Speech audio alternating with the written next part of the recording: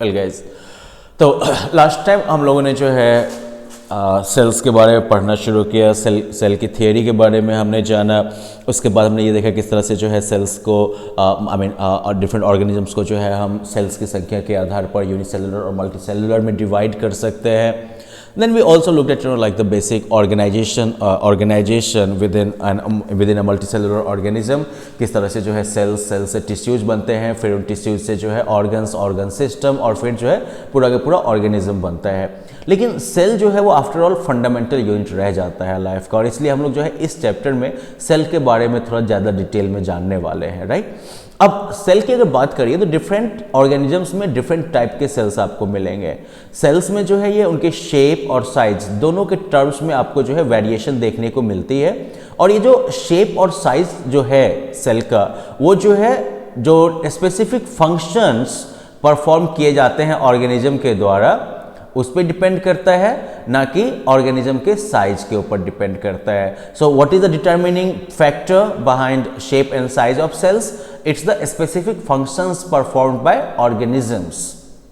अब cell shape की बात करते हैं तो सेल में जो है आपको डिफरेंट तरह के जो है वेरिएशंस देखने को मिलेंगे। शेप वाइज स्फेरिकल मिलेगा, गोलाकार, जैसे कि डिफरेंट एनिमल्स का जो अंडा होता है।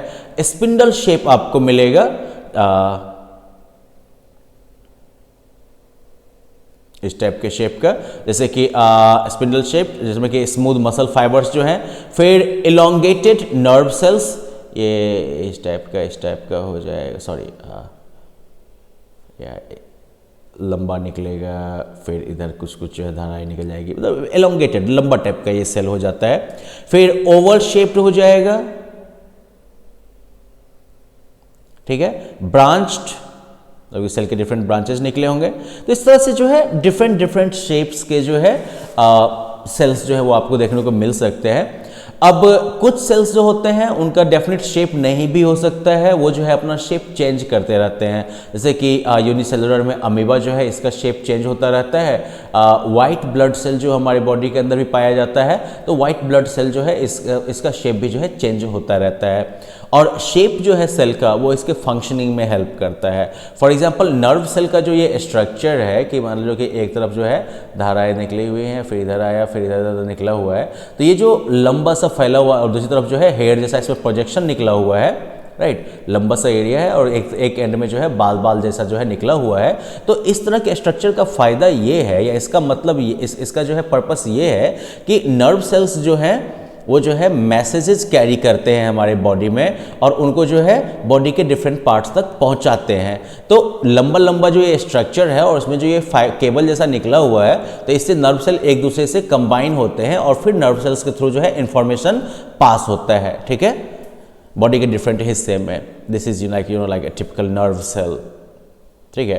तो अब इस तरह के ब्रांचिंग वाले हिस्से का फायदा क्या हो जाता है कि इन्फॉर्मेशन जो है वो कैरी होता हुआ जो है आगे बढ़ता चला जाएगा, बॉडी के डिफरेंट पार्ट्स में पहुंच जाएगा। This is human sperm, bone cell, smooth muscle cell, right. So इस तरीके से अब आगे बात करते हैं हम कि सेल कंपोनेंट्स जो हैं, जितने भी सेल के कंपोनेंट्स होते हैं वो जो है मेम्ब्रेन बाउंड होते हैं और वो जो है हर एक सेल को स्ट्रक्चर देते हैं, एक पर्टिकुलर जो है शेप देते हैं। अब आगे बात करते हैं हम सेल साइज के बारे में। सेल्स जो होते हैं और उनके जो ऑर्गेनल्स होते हैं इनको मिलीमीटर के फ्रैक्शंस में मेजर किया जाता है। 1 मिलीमीटर का जो 1000वां हिस्सा होता है उसे माइक्रोन कहते हैं या माइक्रोमीटर कहते हैं, ठीक है। ज़्यादातर सेल्स जो होते हैं वो माइक्रोस्कोपिक होते हैं साइज में, मतलब कि उनको देखने के लिए आपको माइक्रोस्कोप की ज़रूरत होगी, ठीक है। The size of cells varies from the very small cells like bacteria, 0.1 से लेके 0.5 माइक्रोमीटर तक, to very large eggs, large like eggs of the ostrich. Ostrich का अंडा जो हो गया वो सबसे बहुत ही बड़ा जो है आपका सेल साइज हो गया, ठीक है। दूसरी तरफ जो है नॉर्मल जो बैक्टीरिया वगैरह है वो काफ़ी स्मॉल साइज के होते हैं। In our body red blood cells are the smallest and this are the longest cells. Nerve cells are the longest cells, I think no, this will be different cell. The Acetabularia या unicellular जो कि एक unicellular organism है, इसमें एक single cell ही होता है जिसकी लंबाई जो है 10 सेंटीमीटर तक हो जाती है। The size of cells have no relation with the body size of the organism. मतलब कि अगर ऐसा नहीं है कि बहुत छोटा ऑर्गेनिज्म है तो उसके अंदर बहुत छोटा छोटा सेल होगा और बहुत बड़ा ऑर्गेनिज्म है तो उसके अंदर बड़ा सा सेल होगा, ऐसा नहीं होता है। बड़ा एनिमल का सेल जो होगा वो जरूरी नहीं कि जैसे हाथी का सेल जो है जरूरी नहीं कि वो चूहे के सेल से बड़ा होगा, ठीक है। सेल का साइज जो है वो उसके फंक्शन से रिलेटेड है, ना कि ऑर्गेनिज्म के साइज से डिपेंड करता है, ठीक है। फॉर एग्जांपल कि जैसे कि नर्व सेल जो होगा चाहे चूहे का हो या फिर एलिफेंट का हो, वो जो है लंबा और ब्रांच्ड होगा और उसका जो है सेम फंक्शन होगा मैसेज ट्रांसमिट करना। तो फिर बड़ा एनिमल और छोटा एनिमल में सेल में फ़र्क क्या होगा? तो बड़े एनिमल में सेल्स की संख्या काफ़ी ज़्यादा होगी, छोटे एनिमल्स में जो है सेल्स की संख्या कम होगी। अब आगे हम बात करते हैं parts of the cell, cell के डिफरेंट पार्ट्स जो होते हैं। तो well for that let us just like have a quick look through it. Cell का जो 3 पार्ट हो गया basically, cell membrane, cytoplasm and nucleus. Cell membrane जिसे कि प्लाज्मा मेम्ब्रेन भी कहते हैं, ये जो है एक थिन कह सकते हो, थिन डेलिकेट मेम्ब्रेन होता है, छिलका टाइप का होता है जिसके अंदर कि आपका सेल लोकेटेड होता है। प्लाज्मा मेम्ब्रेन जैसे मान लो कि जैसे ये एक आपका सेल का जो है, इसके अंदर मान लीजिए कि आप डिफरेंट ऑर्गेनल्स मौजूद होंगे, बीच में जो है एक न्यूक्लियस मौजूद होगा और ये जो है आपका हो गया अब ये सेल मेम्ब्रेन।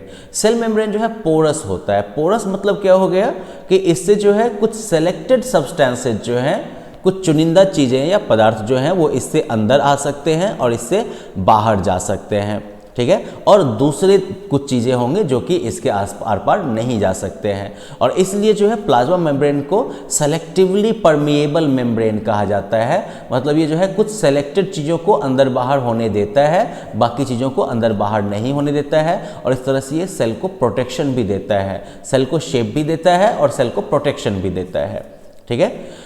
ये जो है एक आउटर बाउंड्री प्रोवाइड करता है, तो इससे क्या हो गया कि सेल के इर्द गिर्द जो कुछ भी मौजूद है उससे ये सेल को जो है सेपरेट करके रखता है, प्रोटेक्ट करके रखता है, और सेल को बाहर के किसी पदार्थ से होने वाले इंजरी से भी बचा के रखता है। अब इसके अलावा जो है प्लांट सेल्स और जो बैक्टीरियल सेल्स हैं, इनके चारों तरफ जो है सेल वॉल भी आपको देखने को मिल सकता है, ठीक है। तो मतलब कि इस टाइप का स्ट्रक्चर जो है वो आपको देखने को मिल जाएगा प्लांट सेल्स वगैरह में, इसे सेल वॉल कहते हैं। तो सेल वॉल जो प्लांट सेल्स में होता है वो इसको जो है टेम्परेचर वेरिएशन से प्रोटेक्शन देता है, फिर जो है हाई विंड स्पीड से प्रोटेक्शन देता है, जो बाहर मॉइस्चर ज़्यादा होता है उससे प्रोटेक्ट करता है। कुल मिला के चूँकि प्लांट्स को ज़्यादा मजबूती चाहिए और इनके सेल्स को ज़्यादा मजबूती प्रोवाइड करता है ये cell wall. Okay, now you can like perform these activities just to see the cells present within and like onion peel, okay, and you can perform another activity, but again we will need like microscope, powerful microscope to perform this things. लेकिन आप जो है इस experiment को पढ़ के देख सकते हैं सिर्फ टू लाइक अंडरस्टैंड कि किस तरीके से हम जो है सेल को ऑब्जर्व कर सकते हैं। Now in the next lesson we will look at cytoplasm and then nucleus, and then we will also like start looking into its functions and everything. तो मिलते हैं हम लोग अगले लेसन में। Until then have fun, bye bye.